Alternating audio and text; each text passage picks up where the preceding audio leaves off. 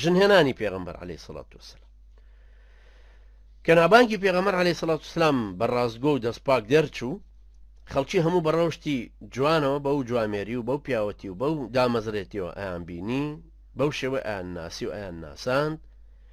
خەدیجەی کچی خۆی لە خوای لە ڕازی بێ کافرەتێکی ناسرا و دەوڵەمەند و خاوەن پلەپایی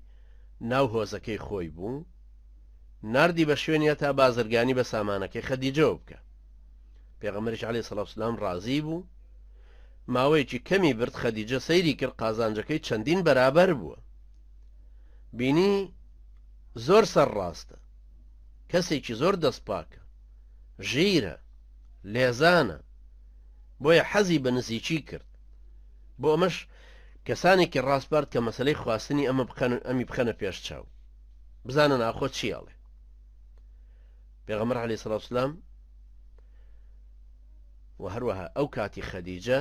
ئەو کۆمەڵگەیەش بچوو بوو هەموو خەڵکەکە لە ناو یەکتر هەموو یەکتریان زۆرتر ئەناسی خاستن ئەوانەی کە تەبەقەی ئەشراف بوون لە چینێکی بەرز و پلەداری قوڕەیش بوون و ئەوانەی بەهۆی کەعبەوە یا بە بازرگانی یا لە دارنەدووەکەوە بوون و پیاماقوڵانیان هەبوو هەموو بەو شێوێ ناسرااو بوون خەدیجەش ئافرەدوو بەڵام لە ناویانە ناسرااو بوون لەلایەکەوە بە نەسەبی بە تیرەهۆزێکی بەهێزی خۆی لە پشت بوو لەلایەکی تریشە خۆی وەکو ئافرەتێکی خاوەن شەرەف و پلەپایە و ناوداری ناو قەومەکەی بوو ئەمە جگە لە دەوڵەمەندێتیەکەی پێغەمبەر صلی الله علیه وسلم مەسەلەکەی وەرگرت و خستیە بەر ڕاوێژی مامەکانی پرس و ڕای پێکردن ئەوانش لە ناو خۆیانە ڕازی بوون کە بۆی بێنن پاشان مامە حەمزەی و مامە ئەبوو تالیب و پیاو ماقوڵانی تری موزەر وەکو وەفدی داخوازی چوون لە لای مامی خەدیجە و داخوازیان کرد ئەویش باوکی نەما بوو ئەبوو تالیب لە مەجلیسەکەی هەستا و باسێکی خانەوادەی خۆیانی کرد وەکو عادەتی ئەو سەردەمانە و نەسەبی باوان و جێو پلە و ڕەفتار و ڕەوشت و کەسایەتی پێغەمبەری کرد عەلەیهی سەڵات وسەلام بەم شێوەیە داخوازیان کرد و تەرەفی بەرامبەر ڕەزامەندیان دەربڕی مارەیی تەواو بوو پاشان گوێزرایەوە مارەیەکی ئەو سەردەمەش تەبعاً هەر بەو شێوەیە بووکەوە هەردوو لا ڕازین و پیاماقوڵان هەموو ئاگدارن و ئەوە ئیتر لێی مارەکرا پاشان گوێزرایە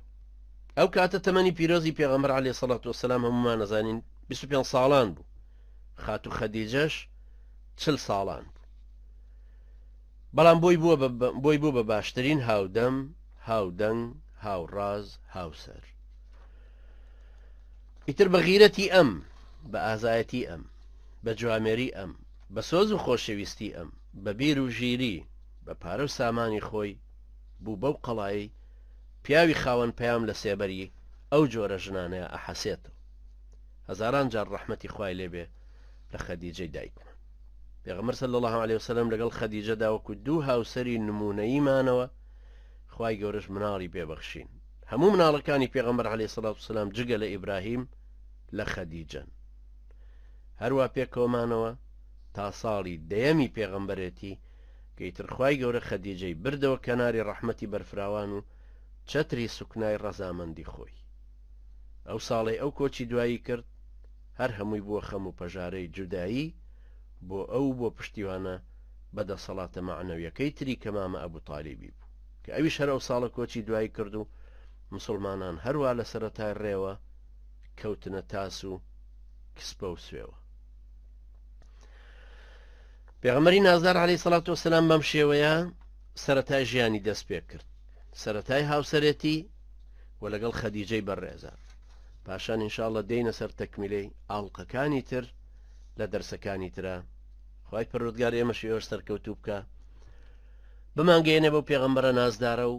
سیرەی پیرۆزی لە دڵ و دەروونمانە قایم کە ئەو مافانەی کە هەیەی لە دڵ و دەروونمانە لە بەرچاومانە بەهێزی کە هەتاکو هەست بە مەسئولێتی خۆمان بکەین و بە ئینتیمای خۆمان بۆ ئەم پێغەمبەرە پێشەوە نازدارە عەلەیهی سەڵات وسەلام خوای گەورە ڕەحمان پێ بکە و تێمانگەێنە زیاتر لە دینەکەی أقول قولي هذا واستغفر الله لي ولكم